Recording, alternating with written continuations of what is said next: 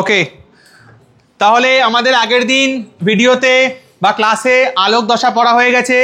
আজকে আমরা শুরু করব অন্ধকার দশা, যাকে বলা উচিত লাইট ইন্ডিপেন্ডেন্ট ফেজ বা আলোক নিরপেক্ষ দশা। ঠিক তো? তাহলে আলোক নিরপেক্ষ দশা কোথায় হয়? অ্যান্সার দে, কে বলতে পারবি? আলোক নিরপেক্ষ দশা বা লাইট ইন্ডিপেন্ডেন্ট ফেজ বা ডার্ক ফেজ কোথায় হয়? স্ট্রোমাতে। তাহলে হবে হচ্ছে ক্লোরোপ্লাস্টের স্ট্রোমাতে, হবে ক্লোরোপ্লাস্টের স্ট্রোমাতে। এবারে এই ডার্ক ফেজ হওয়ার জন্য কয়েকটা জিনিস আমাদের প্রয়োজন স্ট্রোমাতে। স্ট্রোমাতে ডার্ক ফেজ বা লাইট ইন্ডিপেন্ডেন্ট ফেজ হওয়ার জন্য আমাদের কয়েকটা জিনিস প্রয়োজন, কয়েকটা কাঁচামালের প্রয়োজন, যার মধ্যে একটা কাঁচামাল হচ্ছে কার্বন ডাই অক্সাইড, একটা কাঁচামাল হচ্ছে কার্বন ডাই অক্সাইড যেটা পরিবেশ থেকে গ্রহণ করবে। এছাড়াও দুটো ইম্পর্টেন্ট জিনিস আমাদের প্রয়োজন, একটা রিডিউসিং পাওয়ার এবং একটা কেমিক্যাল এনার্জি, যেগুলো কিন্তু আমাদের লাইট ডিপেন্ডেন্ট ফেজ বা আলোক দশায় উৎপন্ন হয়েছিল। সেগুলো কি কি বলে দে আমাকে, বল, জোরে বল সবাই মিলে। ওকে, তাহলে এটিপি, অ্যাডিনোসিন ট্রাইফসফেট এবং NADPH, nicotinamide adenine dinucleotide phosphate, যার সঙ্গে H যুক্ত আছে অর্থাৎ রিডিউসড অবস্থায় আছে। এই হাইড্রোজেন কিন্তু এই ডার্ক ফেজ বা অন্ধকার দশায় এ প্রদান করবে। ঠিক তো? কিন্তু এই হাইড্রোজেন যে এর মধ্যে আছে এটা এসছে কোত্থেকে? আলোক দশায় এসছে কিন্তু, তাই না? এই প্রোটনটা। তাহলে আলোক দশা থেকে হাইড্রোজেনকে অন্ধকার দশায় নিয়ে আসছে কে? NADP+।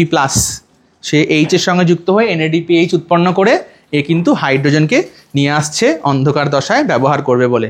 ক্লিয়ার? ওকে, এবারে অন্ধকার দশায় উৎপন্ন হবে হচ্ছে গ্লুকোজ, উৎপন্ন হবে গ্লুকোজ।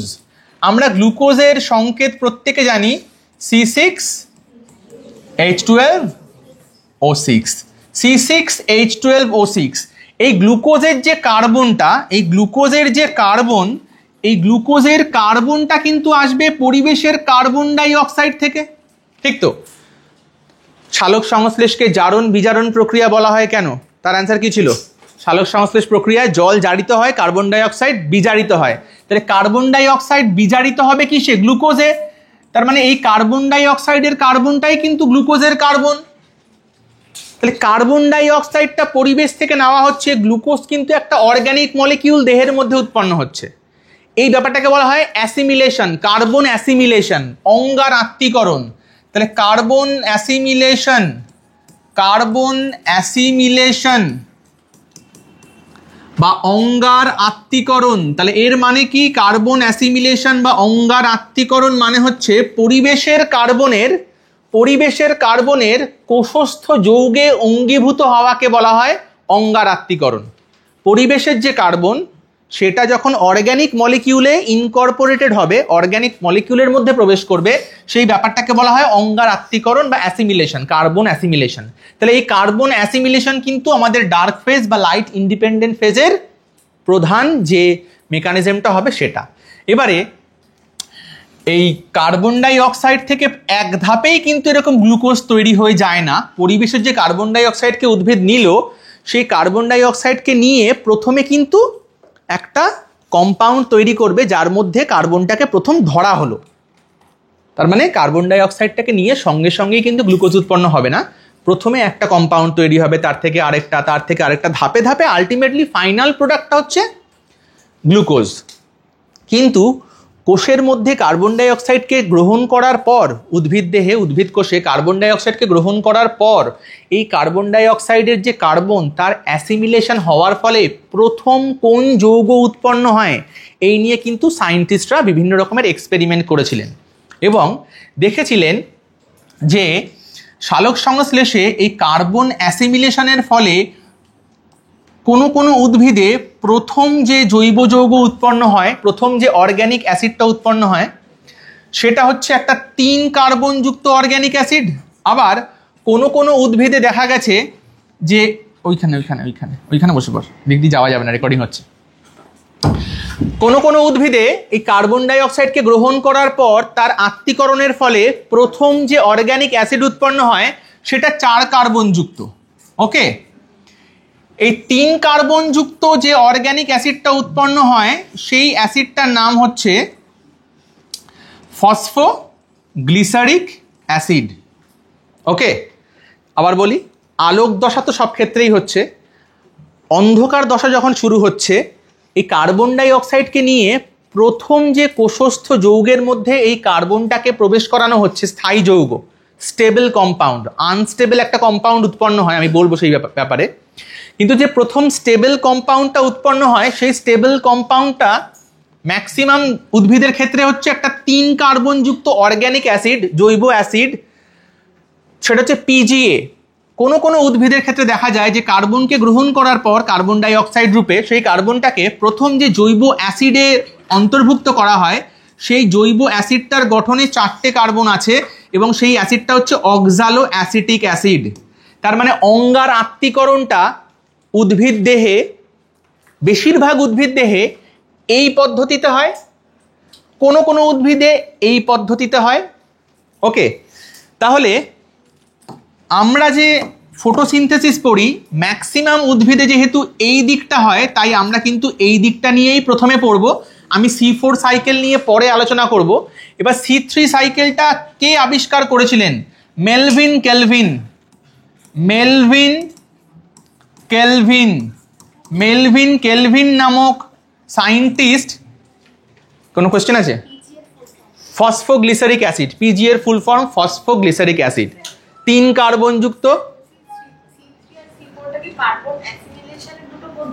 হ্যাঁ, কার্বন অ্যাসিমিলেশন বা অঙ্গার আত্তীকরণ মানে হচ্ছে পরিবেশের কার্বনকে নিয়ে কোনো একটা কোষস্থ যৌগে অঙ্গীভূত করা। এবার কার্বনকে নেওয়ার পর কোষস্থ যৌগ, সেলুলার যে কম্পাউন্ড, তার মধ্যে প্রথম যে স্টোর করলো সেটা ম্যাক্সিমাম উদ্ভিদের ক্ষেত্রে C3, মানে সব উদ্ভিদের ক্ষেত্রে এটা হবেই, কোনো কোনো উদ্ভিদে এটা ছাড়াও আরেকটা হতে পারে, সেটা হচ্ছে C4। আমি C4 সাইকেল সম্বন্ধে আজকেই পড়বো, পরে পড়বো। ওকে, প্রথমে আমরা দেখব C3 সাইকেল। এবারে কার্বনকে নেওয়ার পর কার্বন ডাই অক্সাইডের কার্বনটা প্রথম কোন যৌগে অঙ্গীভূত হচ্ছে সেটা সর্বপ্রথম আবিষ্কার করেছিলেন মেলভিন কেলভিন নামক একজন সায়েন্টিস্ট। তিনি প্রথম দেখেছিলেন যে কার্বন ডাই অক্সাইডের কার্বনটা প্রথম একটা 3 কার্বনযুক্ত অর্গ্যানিক অ্যাসিড ফসফোগ্লিসারিক অ্যাসিড উৎপন্ন করছে এবং তারপর কিন্তু বিভিন্ন ধাপে আলটিমেটলি গ্লুকোজ উৎপন্ন হবে। ফলে আমরা যে একটা সাইকেল দেখবো, একটু পরে আমি সাইকেলটাতে আসছি। এই সাইকেলটাকে আমরা বলবো C3 সাইকেল, বা এর নামকরণ করা হয়েছে কেলভিন সাইকেল। তাহলে কেলভিন সাইকেলের নাম কেন কেলভিন সাইকেল? কারণ এই ধাপে বিভিন্ন যে পদার্থগুলো উৎপন্ন হবে এই চক্রটা সর্বপ্রথম আমাদের সামনে উপস্থাপিত করেছিলেন মেলভিন কেলভিন নামক একজন সায়েন্টিস্ট। এর পরবর্তী ক্ষেত্রে আরও অনেক সায়েন্টিস্ট অনেক এক্সপেরিমেন্ট করে আলটিমেটলি C4 সাইকেলও আবিষ্কার করেছিলেন এবং তার মধ্যে গুরুত্বপূর্ণ দুটো নাম হচ্ছে হ্যাচ এবং স্ল্যাক। হ্যাচ এবং স্ল্যাক এই দুজন সায়েন্টিস্ট এই পাথওয়ে আবিষ্কার করেছিলেন, সেই অনুযায়ী C4 সাইকেলের নাম হ্যাচ স্ল্যাক পাথওয়ে। আপাতত আমরা C4 সাইকেলে কোনো ফোকাস করবই না, আপাতত আমরা মনে করি যে C4 সাইকেল আমরা জানিই না। আমরা আগের দিন আলোক দশা পড়েছি বা লাইট ডিপেন্ডেন্ট ফেজ পড়েছি। লাইট ডিপেন্ডেন্ট ফেজে তাহলে আমাদের হাতে দুটো জিনিস তৈরি হয়েছিল, কি কি? ATP, NADPH। Carbon die oxide তো আর লাইট ফেজে তৈরি হয়নি, ওটা তো পরিবেশ থেকে নেওয়া হচ্ছে। তাহলে লাইট ফেজে দুটো কম্পোনেন্ট তৈরি হয়েছিল, এটিপি এবং NADPH। এদের দুজনের সহায়তায় এই কার্বন ডাই অক্সাইডকে আমরা ফাইনালি তৈরি করব গ্লুকোজে, কিন্তু মাঝখানে দেখব অনেকগুলো ইন্টারমিডিয়েট প্রোডাক্ট তৈরি হয়। পুরো যে চক্রটা সেটা হচ্ছে C3 সাইকেল বা কেলভিন সাইকেল। এত অবধি ক্লিয়ার? ওকে, এবারে এইটা কিন্তু বিজ্ঞানী কেলভিন যে আবিষ্কার করেছিলেন অ্যালগির ওপর, শৈবালের ওপর রেডিও আইসোটোপ ইউজ করে 14C। ওকে, রেডিও আইসোটোপ 14C ইউজ করে কিন্তু, মানে এমন কার্বন ডাই অক্সাইড ইউজ করেছিলেন যেটা হচ্ছে 14C। তারপর দেখলেন যে এই 14C মানে রেডিও আইসোটোপ অফ কার্বনটা কিন্তু ফসফোগ্লিসারিক অ্যাসিড তৈরি করছে। এবং এই ফসফোগ্লিসারিক অ্যাসিড আমি কি বললাম, কত কার্বনযুক্ত? 3 কার্বনযুক্ত। ইয়েস, ফসফোগ্লিসারিক অ্যাসিড 3 কার্বনযুক্ত। তাহলে সায়েন্টিস্টরা কিন্তু পাজেলড হয়ে গেছিল যে কার্বন ডাই অক্সাইড ঢুকে আত্তীকরণের ফলে উৎপন্ন হচ্ছে 3 কার্বনযুক্ত ফসফোগ্লিসারিক অ্যাসিড। একটা কার্বন ডাই অক্সাইডে কটা কার্বন আছে? একটা কার্বন। তাহলে একটা কার্বনকে পরিবেশ থেকে নিয়ে উদ্ভিদের কোষের মধ্যে একটা অর্গ্যানিক অ্যাসিড তৈরি হচ্ছে যার নাম ফসফোগ্লিসারিক অ্যাসিড, যার স্ট্রাকচারে 3টে কার্বন আছে। তাহলে সায়েন্টিস্টদের কি ধারণা হবে তার মানে কার্বন ডাই অক্সাইডকে যে অ্যাকসেপ্ট করলো, যে গ্রহণ করলো, সেই মলিকিউলটায় নিশ্চয়ই দুটো কার্বন আছে, ঠিক তো? কিন্তু সায়েন্টিস্টরা অনেক রিসার্চ করে পরবর্তী ক্ষেত্রে আবিষ্কার করলো যে না, কার্বন ডাই অক্সাইডকে গ্রহণ করছে যে মলিকিউলটা, তার স্ট্রাকচারে দুটো কার্বন নেই, তার স্ট্রাকচারে 5টা কার্বন আছে। অদ্ভুত ব্যাপার। তাহলে 5 কার্বন যুক্ত যদি একটা যৌগ হয়, নামটা বলে দিই, এর নাম হচ্ছে RUBP। ফুল ফর্ম কি? রাইবিউলোজ, ইয়েস, রাইবিউলোজ বিস ফসফেট, রাইবিউলোজ বিস ফসফেট। তাহলে এর স্ট্রাকচারে 5টা কার্বন আছে। তাহলে এর স্ট্রাকচারে যদি 5টা কার্বন হয় এবং কার্বন ডাই অক্সাইডে যদি একটা কার্বন হয়, তাহলে মিলে তো উৎপন্ন হওয়া উচিত 6 কার্বন যুক্ত যৌগ। কিন্তু প্রথম যে যৌগটা উৎপন্ন হচ্ছে স্টেবল, তার স্ট্রাকচারে 3টে কার্বন। ফলে এটা কিন্তু একটা কনফিউশন ছিল, কিন্তু আলটিমেটলি দেখা গেছে যে কার্বন ডাই অক্সাইডটা গৃহীত হচ্ছে। কার্বন ডাই অক্সাইডের তাহলে অ্যাকসেপ্টারটাকে RUBP, যার স্ট্রাকচারে 5টা কার্বন। তাহলে 5 কার্বন আর কার্বন ডাই অক্সাইডে একটা কার্বন, তাহলে মোট কটা হলো? 6টা কার্বন। পিজিএ স্ট্রাকচারে 3টে কার্বন, তাহলে একটা কার্বন ডাই অক্সাইড যখন গৃহীত হবে, একটা RUBP যখন একটা কার্বন ডাই অক্সাইডকে গ্রহণ করবে, তাহলে সে কটা পিজিএ উৎপন্ন করবে? 2টো। বোঝা গেছে? 6 কার্বন হচ্ছে তো মোট, এর 5টা, কার্বন ডাই অক্সাইডের একটা, তাহলে মোট কিন্তু পিজিএ উৎপন্ন হবে 2টো করে। তাহলে একটা কার্বন ডাই অক্সাইড গৃহীত হলে কটা পিজিএ উৎপন্ন হবে? 2টো। ক্লিয়ার? তাহলে প্রথমে কিন্তু সায়েন্টিস্ট এটা বুঝতে পারেনি। প্রথমে কি ভাবছিল যে কার্বন ডাই অক্সাইড গৃহীত হয়ে প্রথমে উৎপন্ন হচ্ছে 3 কার্বন যুক্ত পিজিএ, তাহলে অবশ্যই কার্বন ডাই অক্সাইডের গ্রাহকটা নিশ্চয়ই 2 কার্বন যুক্ত হবে।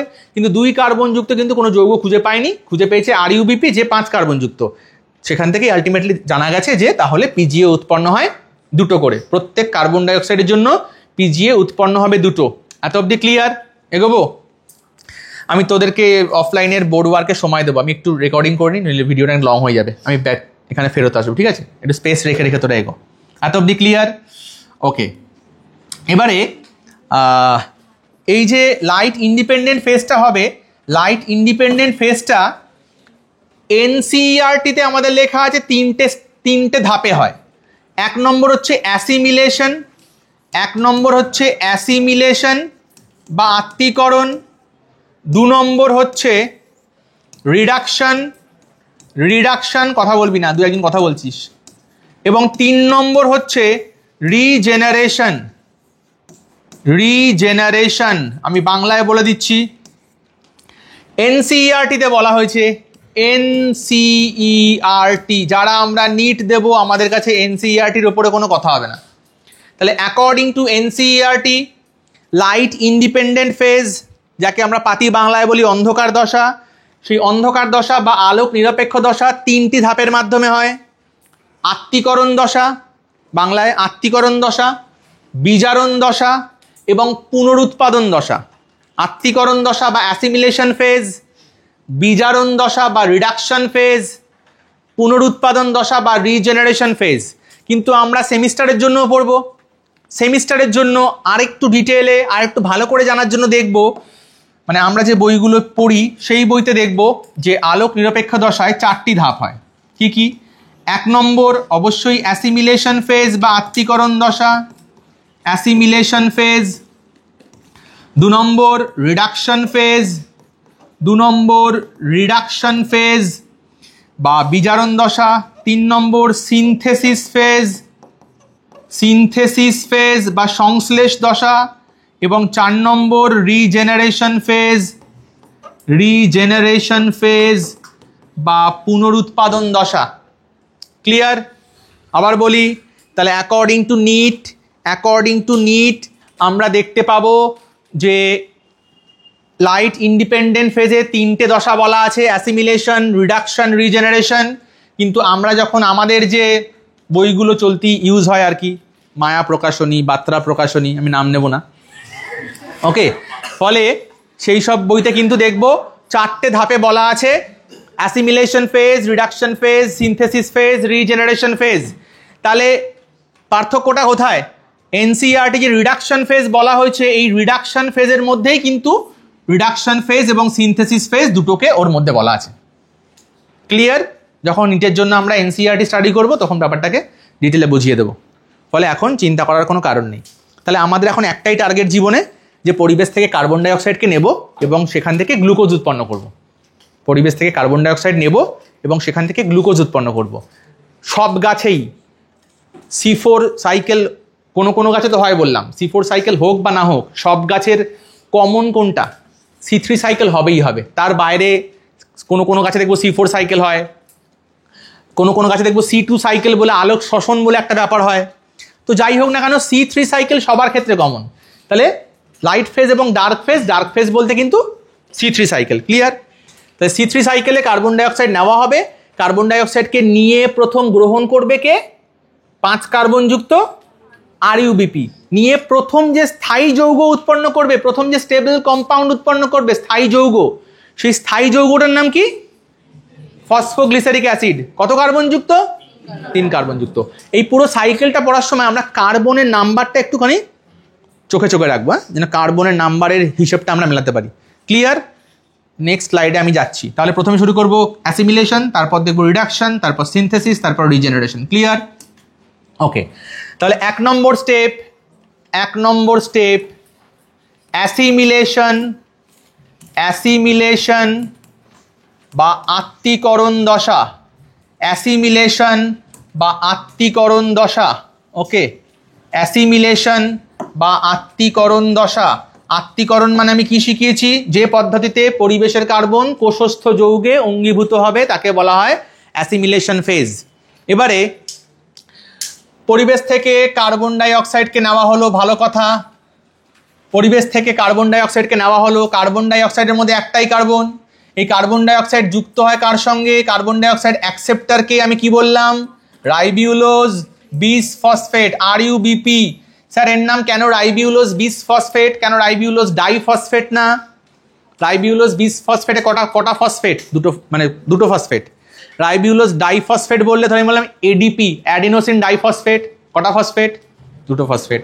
তাহলে দুটো ফসফেট থাকলে আমি একটা কম্পাউন্ডকে বলছি অ্যাডিনোসিন ডাইফসফেট, আবার এর মধ্যেও দুটো ফসফেট, কিন্তু আমি একে বলছি রাইবিউলোজ বিসফসফেট। কেন? আমার তো বলা উচিত রাইবিউলোজ ডাইফসফেট। তাহলে কখন ডাইফসফেট বলা হয়, কখন বিসফসফেট বলা হয়? কোনো আইডিয়া আছে কারণ? কোনো আইডিয়া নেই। ওকে, যখন দুটো ফসফেট একসঙ্গে যুক্ত থাকবে তখন বলা হয় ডাইফসফেট। যখন দুটো ফসফেট ডিফারেন্ট কার্বনে থাকবে তখন বলা হয় বিসফসফেট। মানে RUBP স্ট্রাকচারে তো পাঁচটা কার্বন, ধর এরকম RUBP স্ট্রাকচার, একটা কার্বন, দুটো কার্বন, তিনটে কার্বন, চারটে কার্বন, 5টা কার্বন। 1 নম্বর কার্বন, 2 নম্বর কার্বন, 3 নম্বর কার্বন, 4 নম্বর কার্বন, 5 নম্বর কার্বন।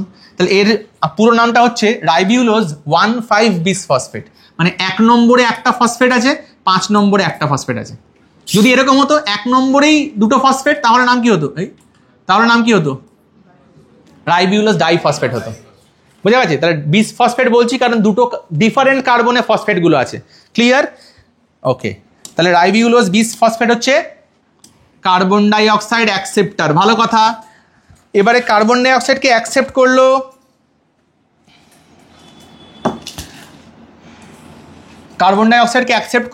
RUBP কত কার্বন যুক্ত? আমি আবার বলছি, পুরো সাইকেলটা পড়ার সময় আমরা চোখে চোখে রাখবো কার্বনের নাম্বার, সব থেকে গুরুত্বপূর্ণ।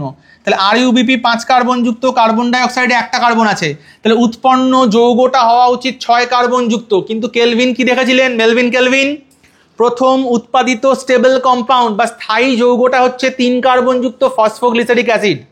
স্থায়ী যৌগটা ফসফোগ্লিসারিক অ্যাসিড, কিন্তু তার আগে একটা আনস্টেবল কম্পাউন্ড তৈরি হয়।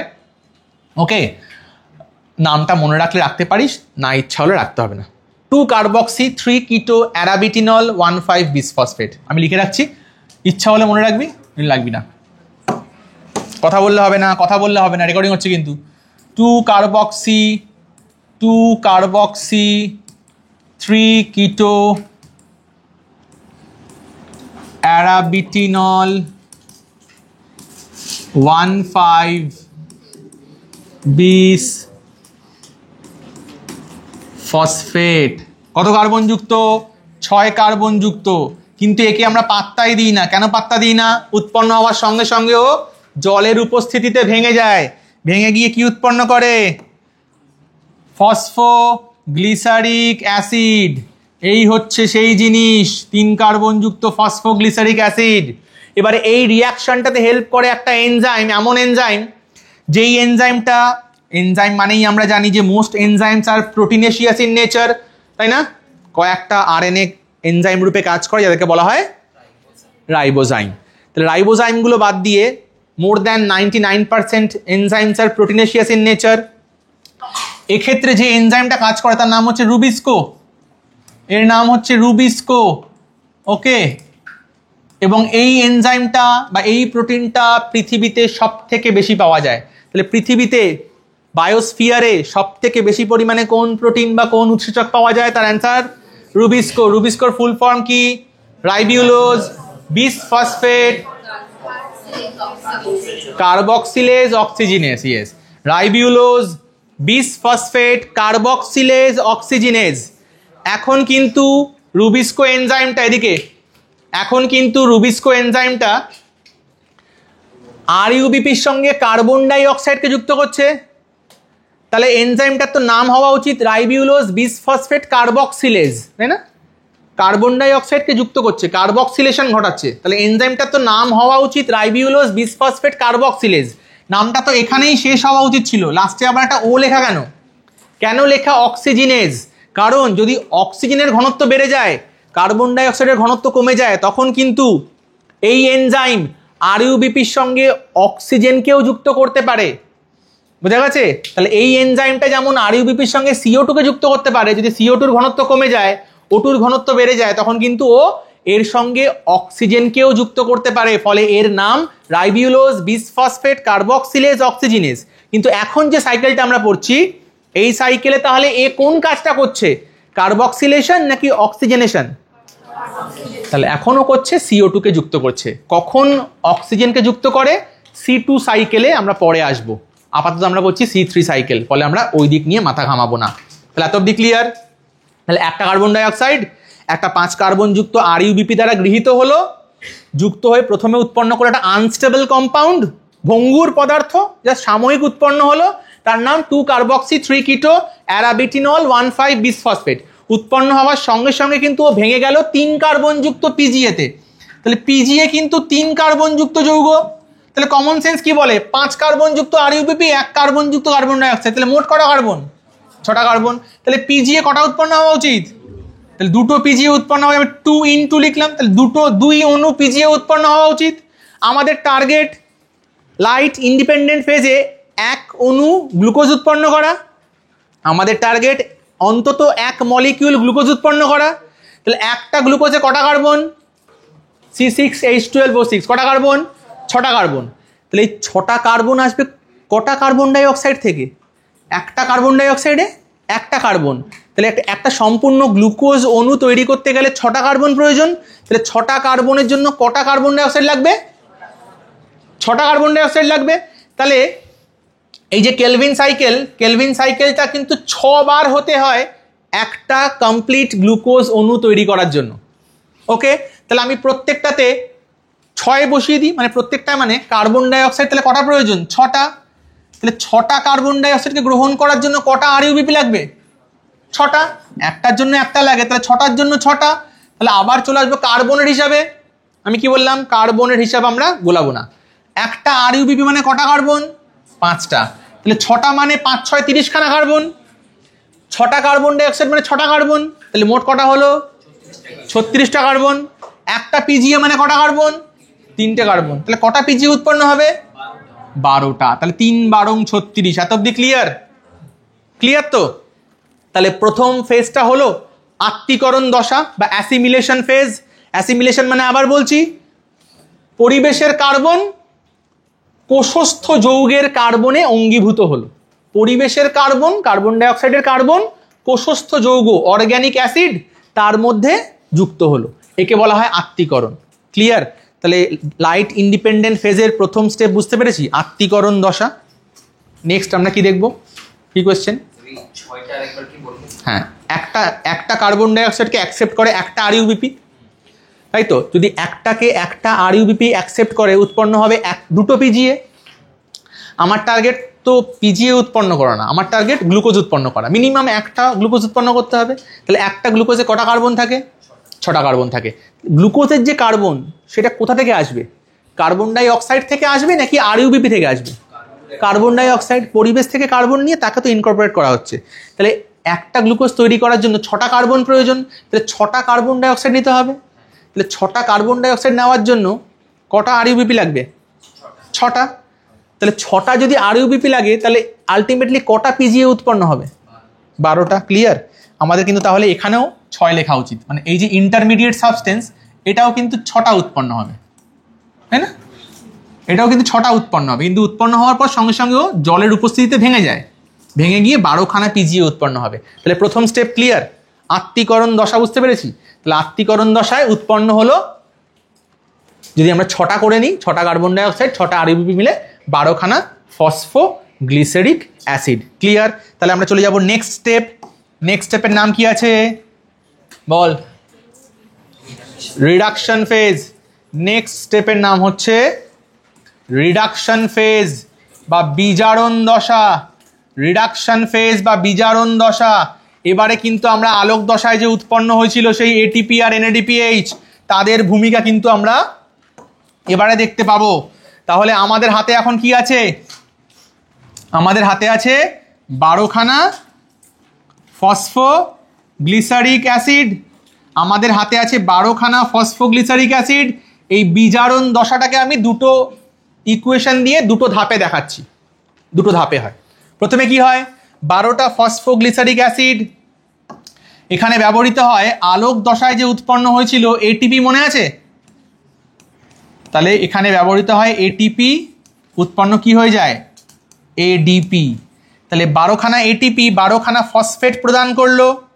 তাহলে 12খানা যে ফসফেট পেলো, প্রত্যেক ফসফোগ্লিসারিক অ্যাসিড একটা করে ফসফেট গ্রহণ করলো। তাহলে 12টা ছিল পিজিএ, তাই তো? 12 অণু ছিল পিজিএ। আমি এখানে গুণ চিহ্ন দিই।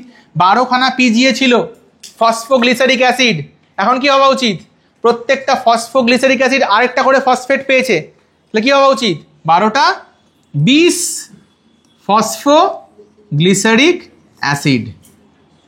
ঠিক? তাহলে আমাদের হাতে এখন কি আছে?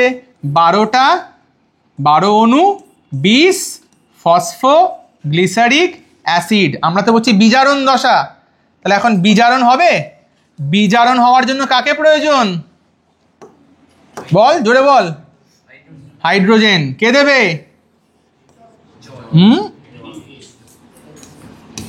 আলোক দশায় কি উৎপন্ন হয়েছিল? এনএডিপিএইচ। তাহলে 12টা এনএডিপিএইচ 12টা এনএডিপি প্লাস আবার পুরনো অবস্থায় ফিরে গেল। তাহলে এক একটা এনএডিপিএইচ এক একটা করে হাইড্রোজেন প্রদান করলো। কে নেবে হাইড্রোজেনগুলো? 20 ফসফোগ্লিসারিক অ্যাসিড। তাহলে কি উৎপন্ন করবে?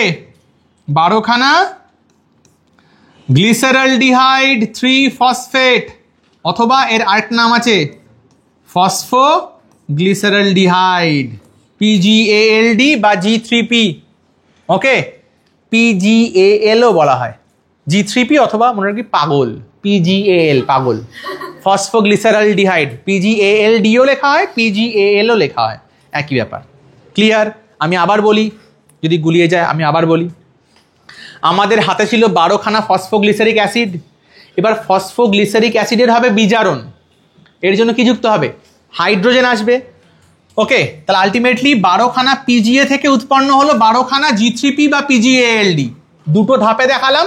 প্রথমে ফসফেট যুক্ত হলো, কে দিল? ওই আলোক দশায় উৎপন্ন হয়েছিল এটিপি। আলোক দশায় উৎপন্ন হয়েছিল এটিপি, তারা ফসফেট দিল। আর কি প্রয়োজন? বিজারণ হবে তো, হাইড্রোজেন প্রয়োজন।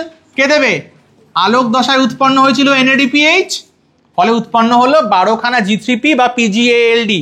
আমাকে বল, এই ধাপে কোনো কার্বন বেরিয়েছে বা কোনো কার্বন কি প্রবেশ করেছে? তাহলে এই ধাপে কোনো কার্বন বেরোয়নি, কোনো কার্বন প্রবেশও করেনি। আমাদের হাতে যে পিজিএ ছিল, এই যে পিজিএ বা ফসফোগ্লিসারিক অ্যাসিড কত কার্বন যুক্ত? 3 কার্বন যুক্ত। তাহলে এই ফসফোগ্লিসারিক অ্যাসিড যদি 3 কার্বন যুক্ত হয়, ফসফোগ্লিসারিক অ্যাসিড থেকে উৎপন্ন হলো, কথা বলছি দু একজন, একদম চুপ। ফসফোগ্লিসারিক অ্যাসিড থেকে উৎপন্ন হলো গ্লিসারলডিহাইড 3 ফসফেট বা ফসফোগ্লিসারলডিহাইড, একই ব্যাপার।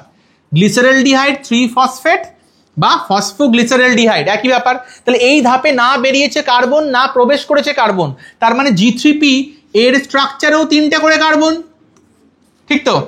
তাহলে 12খানা পিজিএ থেকে উৎপন্ন হলো 12খানা G3P। তাহলে আমাদের হাতে এখনো কটা কার্বন আছে? 36টাই আছে। 3 বারং 36। আমাদের টার্গেট কটা গ্লুকোজ তৈরি করা? একটা। আমাদের টার্গেট একটা গ্লুকোজ উৎপন্ন করা। একটা গ্লুকোজে কটা কার্বন থাকে? 6টা। তাহলে 6টা কার্বন থাকে একটা গ্লুকোজে, আমাদের হাতে এখন আছে 36খানা কার্বন। 12খানা G3P বা PgALD মানে 36খানা কার্বন। আমাদের গ্লুকোজ তৈরি করতে লাগবে 6টা কার্বন। আমরা তাহলে চলে যাব আমাদের থার্ড স্টেজে। থার্ড স্টেজের নাম কি? সিনথেসিস ফেজ বা সংশ্লেষ দশা। সিনথেসিস ফেজ বা সংশ্লেষ দশা, যেটা হচ্ছে আসল সালোক সংশ্লেষের, যে একটা উদ্ভিদ যে সালোক সংশ্লেষ শুরু করে কি জন্য? তার জীবনে টার্গেট কি? তার জীবনে টার্গেট খাবার উৎপন্ন করা, গ্লুকোজ উৎপন্ন করা। তাহলে গ্লুকোজ সিনথেসিস হয়, এই ফেজে গ্লুকোজ সিনথেসিস হয়, তাই একে বলা হবে সিনথেসিস ফেজ। বল কি কোশ্চেন? ঠান্ডা লাগছে? পিছিয়ে যা। ওকে, কোনো কথা হবে না। তাহলে সিনথেসিস ফেজ, আমাদের টার্গেট কটা গ্লুকোজ তৈরি করা? একটা। আমরা তো একটা গ্লুকোজ তৈরি করব বলেই 6টা কার্বন ডাই অক্সাইড নিয়েছিলাম। একটা গ্লুকোজের স্ট্রাকচারে 6টা কার্বন থাকে, একটা গ্লুকোজ তৈরি করব বলে 6টা কার্বন নিয়েছিলাম, 6টা কার্বন ডাই অক্সাইড নিয়েছিলাম। তাহলে কমন সেন্স কি বলে? এক একটা G3Pর মধ্যে কটা করে কার্বন আছে? 3টে।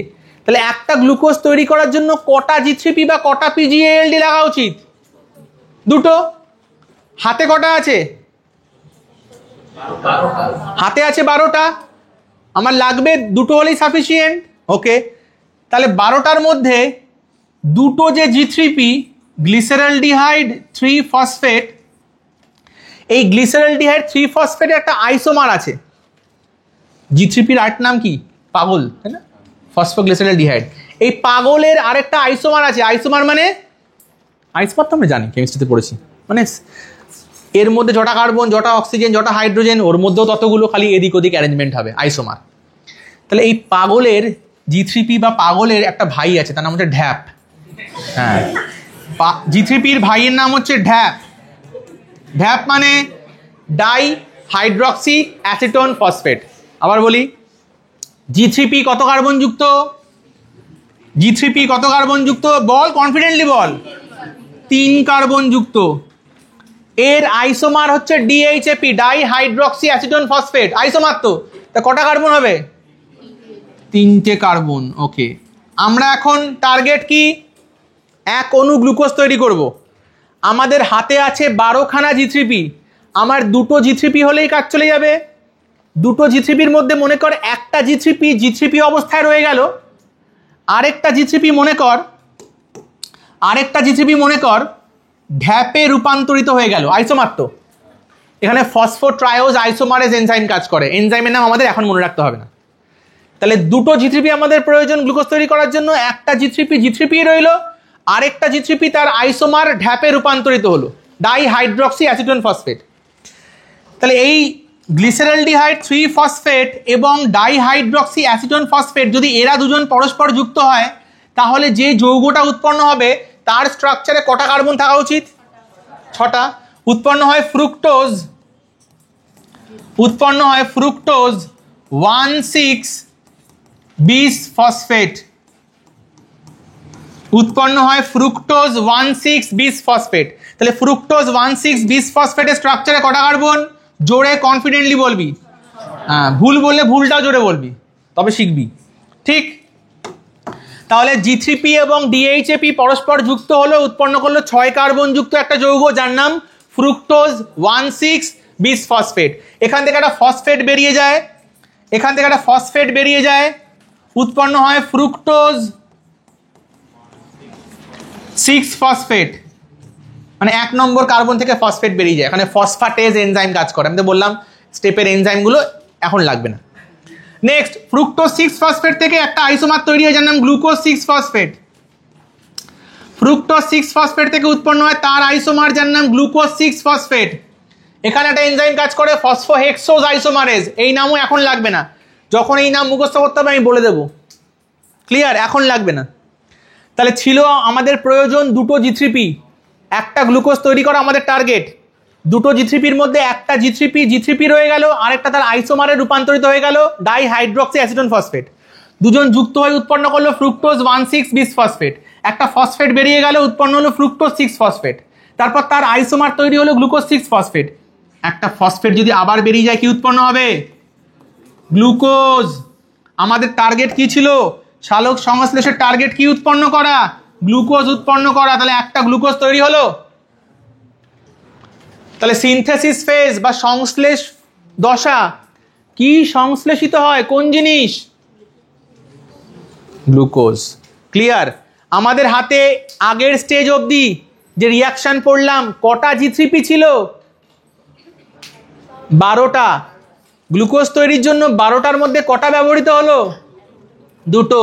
তাহলে আমাদের হাতে কটা G3P এখনো আছে? 10টা। কার্বন 6টা কার্বন ডাই অক্সাইডকে গ্রহণ করার জন্য 6টা কার্বন ডাই অক্সাইডকে গ্রহণ করার জন্য কার্বন ডাই অক্সাইডের অ্যাকসেপ্টার রূপে কে কাজ করছিল? তাহলে এটা কি একবার হলেই শেষ হয়ে যাবে? এই প্রসেস তো বারবার হতে হবে, বারবার পরিবেশ থেকে কার্বন ডাই অক্সাইডকে নিতে হবে। তাহলে ওই উদ্ভিদের পাতার কোষের মধ্যে যদি RUBP ফুরিয়ে যায়, যদি কার্বন ডাই অক্সাইডের অ্যাকসেপ্টার শেষ হয়ে যায়, তাহলে কি এই সাইকেল বারবার হতে পারবে? না। তাহলে RUBP কে একবার ব্যবহার করার পর তাকে কিন্তু আবার ফিরিয়ে দিতে হবে। তাহলে RUBP কে আবার তৈরি করতে হবে। তাহলে ফোর্থ স্টেপটার নাম কি হওয়া উচিত? RUBP কে রিজেনারেট করতে হবে। তো 4 নম্বর স্টেপ করবো আমরা রিজেনারেশন স্টেজ। ওকে, তাহলে এর পরের স্টেজ হচ্ছে 4 নম্বর হচ্ছে রিজেনারেশন ফেজ। রিজেনারেশন ফেজ বাংলায় কি বলে? পুনরুৎপাদন দশা। রিজেনারেশন ফেজ বা পুনরুৎপাদন দশা। রিজেনারেশন ফেজ বা পুনরুৎপাদন দশা। কে পুনরুৎপাদিত হবে? কোন জিনিস পুনরুৎপাদিত হবে? বল। RUBP। 6টা কার্বন ডাই অক্সাইডকে গ্রহণ করার জন্য 6টা কার্বন ডাই অক্সাইডকে গ্রহণ করার জন্য কটা RUBP ব্যবহৃত হয়েছিল? 6টা। একটা RUBP মানে কটা কার্বন? 6টা RUBP মানে কটা কার্বন? 30টা। আমাদের 12টা G3Pর মধ্যে 2টো ব্যবহৃত হয়ে গেছে, কটা এখনো হাতে আছে?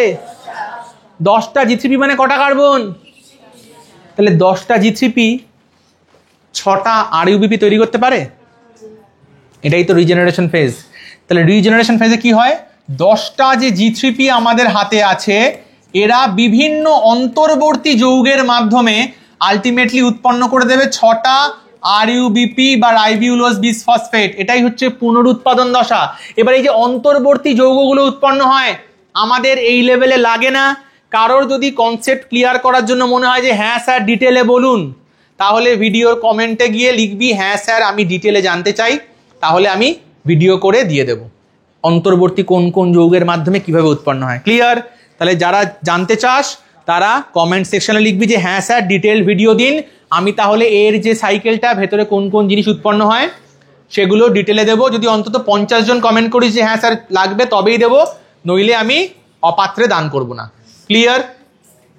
এবার পুরো যে এই 4টে স্টেজ পড়লাম, কোনো কথা হবে না, একদম চুপ। এবার এই যে পুরো ব্যাপারটা আমরা পড়লাম আলোক নিরপেক্ষ দশা, এই কথা বলছিস মানে বুঝতে সমস্যা হয়েছে নাকি? যদি বুঝতে সমস্যা হয় হাত তুলে কোয়েশ্চেন করবি, বুঝলে? কথা বলবি না। তাহলে এবার পুরো এই কেলভিন সাইকেলটা বা C3 সাইকেলটাকে আমি সাইকেলের মাধ্যমে দেখি। ওকে, ভালো করে দেখ।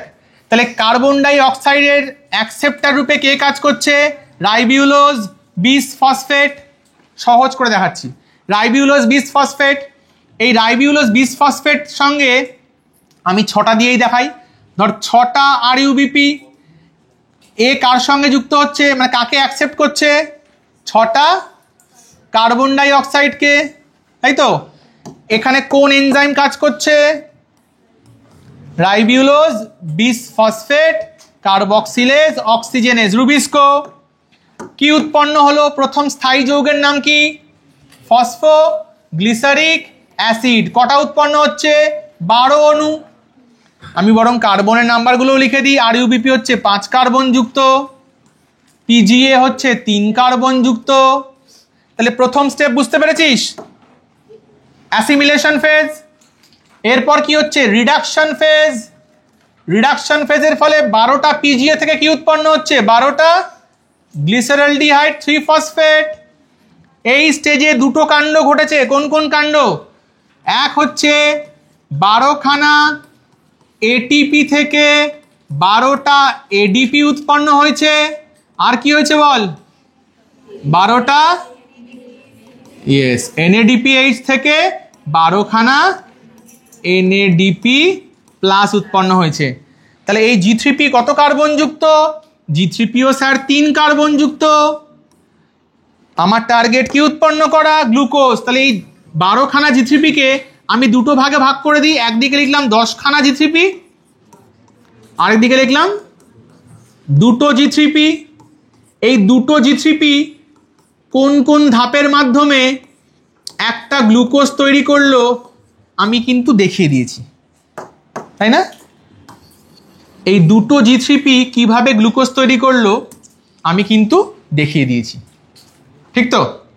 আর কে পড়ে রইল? 10টা G3P। এই 10টা G3P বিভিন্ন অন্তর্বর্তী ধাপের মাধ্যমে আলটিমেটলি কি তৈরি করে দেয়? ওই 5খানা RUBP। এবং এই অন্তর্বর্তী ধাপের যে একদম লাস্ট স্টেজ, এই লাস্ট স্টেজে কিন্তু আবার 6খানা এটিপি এর প্রয়োজন হয়, যার ফলে উৎপন্ন হয় 6টা এডিপি। এই অন্তর্বর্তী ধাপ জানতে হলে কমেন্ট করবি, তবেই আমি বলবো। তাহলে এইটা হচ্ছে কি পড়লাম আমরা? এই সাইকেলটা কি পড়লাম? এই থাম, এই সাইকেলটা কি পড়লাম? কেলভিন সাইকেল বা C3 সাইকেল। ক্লিয়ার? তাহলে কেলভিন সাইকেল পরীক্ষায় 3 নাম্বারের এলে সুন্দর করে লিখতে পারবি ছকটা? পারবি তো? তাহলে আমার কোয়েশ্চেন, সহজ কোয়েশ্চেন, আমাকে বল, এক অণু গ্লুকোজ উৎপন্ন করার জন্য টোটাল বা কেলভিন সাইকেলে মোট, মানে যদি 6বার বলি, আমরা তো 6টা করছি তাই না? আমরা 6টা কার্বন ডাইঅক্সাইড নিয়ে করছি, তাহলে কটা কেলভিন সাইকেল? মোট 6টা কেলভিন সাইকেল। তাহলে 6টা কেলভিন সাইকেলে মোট কতগুলো এটিপি খরচ হয় এবং কতগুলো এনএডিপিএইচ খরচ হয়? 12টা এনএডিপিএইচ, তাই না? এ কোথায় উৎপন্ন হয়? আলোক দশায়। তাহলে 12খানা এনএডিপিএইচ ব্যবহৃত হয়েছে, আর কটা এটিপি? 18টা। এখানে 12টা, এখানে 6টা, তাহলে 18টা এটিপি ব্যবহৃত হয়। তাহলে আলোক দশায় যে উৎপন্ন হয় এনএডিপিএইচ এবং এটিপি, তার মধ্যে কোনটা বেশি প্রয়োজন, বেশি সংখ্যায় প্রয়োজন? তাহলে এটিপিকে বেশি সংখ্যায় প্রয়োজন বলেই কিন্তু মনে কর আলোক দশায় সাইক্লিক এবং নন সাইক্লিক দু রকমের ফটোফসফোরাইলেশন হয়।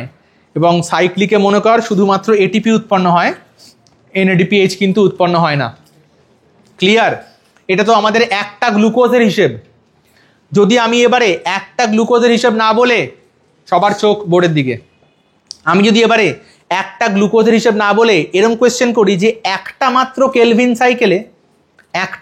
কেলভিন সাইকেলে কতগুলো এটিপির প্রয়োজন এবং কতগুলো এনএডিপিএইচ এর প্রয়োজন, তার অ্যান্সার কি হবে?